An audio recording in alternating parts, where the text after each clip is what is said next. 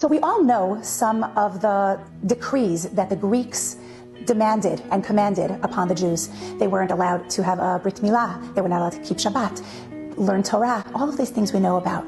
But there was one more thing that they commanded all of the Jews to do, and that was that they had to take the horn of a ram or an ox, and they had to write on it, "I don't believe in the God of the Jews," which is a strange request from them.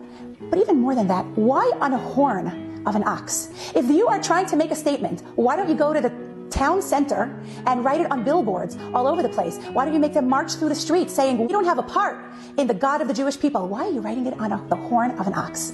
You see, back then, the way babies used to drink and eat, they didn't have baby bottles like we have today.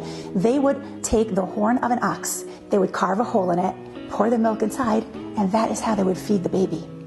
And this is a metaphor to what they were trying to do. The Greeks understood that the main way to instill a lesson into someone is through childhood, through education. The way we educate our children, that's what they learn. That's how they grow up. And they knew that if we can teach them from a very young age that there is no God, your God does not exist, we don't have a part in that nonsense, then that's what the children would grow up learning.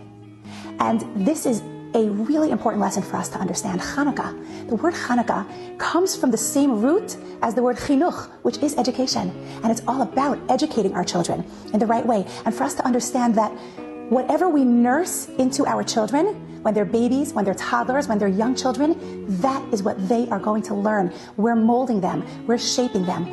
And we need to think twice before we tell them something. How do we react? How do we respond? How do we speak to them? Do we respect our children?